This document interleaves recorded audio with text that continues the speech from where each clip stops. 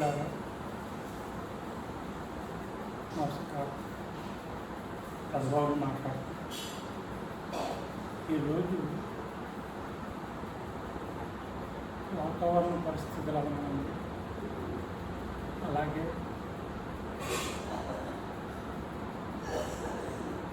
ఆర్థికంగా చాలా ఇబ్బందుల్లో ఉన్నారు చాలామంది. ఇంకేదంటే వర్షాలు లేవు, కూలి పనులు లేవు, అలాగే వ్యవసాయ పనులన్నీ కూడా మూల అడిపోయాయి. ఈ వాతావరణానికి మనం విపరీతమైన ఈ కరెంటు బిల్లులు కట్టడమే కానివ్వండి, మనకి కూలీకి నాలికి జనానికి డబ్బులు ఇబ్బంది అవనివ్వండి, అలాగే మనకు రావాల్సిన వ్యాపారాల్లో కానీ ఇది కానీ మనకి ఆర్థికంగా చాలా ఇబ్బందులు నడుస్తున్నాయి.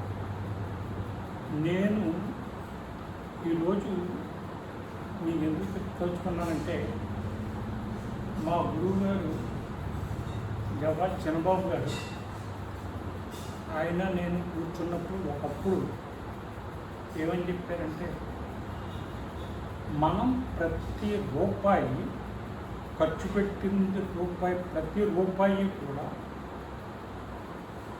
ఒక అకౌంట్ లాగా రాసుకుంటాం అలవాటు చేసుకోవాలి అని చెప్పారు. అలాగే ఆయన అలాగే అకౌంట్ మెయింటైన్ చేసేవారు. నాకు కూడా ఒక 2 సార్లు చెప్పారు. నేను అప్పటి నుంచి కూడా అసలు మనం ఎంత ఖర్చు పెడుతున్నాం ఏంటి, ప్రతి రూపాయి కూడా మనం అకౌంట్గా రాసుకుంటే అందులో మనం ఏం ఖర్చు పెడుతున్నాం ఏంటి అన్నది మనకు తెలుస్తుంది. అసలు అమౌంట్ ఎంత అయిందన్నది నెలాఖరిని ఒకసారి ఆ లిస్ట్ చూసుకుంటే మనకి కొంతవరకు అర్థం అవుతుంది, ఈ నెల ఎంత ఖర్చు పెట్టాం ఏంటి అని. అంతేకాని చేతిలో ఉన్నాయి కదా అని, జేబులో ఉన్నాయి కదా అని ఏదో 10 రూపాయలు ఖర్చు పెట్టి ఇక్కడ 20 రూపాయలు 25 రూపాయలు ఖర్చు పెట్టి ఇక్కడ 40 రూపాయలు. ఆయన నాకు ఒకటే చెప్పారు, నువ్వు గంగలో వేసిన రూపాయి అయినా సరే నువ్వు ఇంటికి వచ్చి అకౌంట్ క్లియర్గా రాసుకో. ఈవేళ నదిలో 10 రూపాయలు వేసి, లేదు ఈవేళ పలానా చందా వాళ్ళు వచ్చారు వాళ్ళకి 100 రూపాయలు ఇచ్చాం, కూరగాయలకి 50 రూపాయలు ఇచ్చాం, అలాగే రైస్ కొనడానికి 1000 రూపాయలు ఇచ్చాం.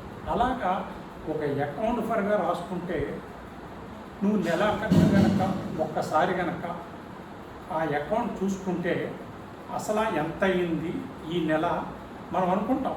ఈ నెల ఏం ఖర్చు ఉన్నది, మొన్న ఒక మోటార్ సైకిల్ పెట్రోల్ ఒక 500 కొట్టించాను, దానికి 200 ఖర్చు పెట్టాను, ఇలా ఖర్చు పెట్టాను.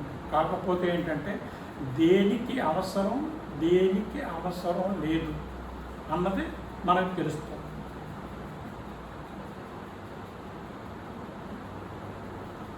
కావున గమనించి పిల్లలకి ఈ అకౌంట్ రాయటం, ఈ వాళ్ళు పెట్టిన ఖర్చు అంతా కూడా అకౌంట్ ఫర్గా రాసుకుంటాం, అది వాళ్ళకే తెలిసి లేక మనం వాళ్ళకి అలవాటు చేయాలి. అలాగే మనం కూడా అకౌంట్ మెయింటైన్ చేయాలి. అలాగే అకౌంట్ మెయింటైన్ చేసినాడు నువ్వు ఏ ఖర్చు తగ్గించుకోవచ్చు, ఏ ఖర్చు పెంచుకోవచ్చు, ఏ ఖర్చు అవసరం, ఏ ఖర్చు ఇప్పుడు అవసరం లేదు, తర్వాత మనకి డబ్బులు వచ్చిన తర్వాత ఖర్చు పెట్టుకోవచ్చు అన్న విధానం తెలుస్తుంది. కాబట్టి గురువుగారు నాకు చెప్పారు, నేను అదే పాయింట్ మీకు చెప్తున్నాను.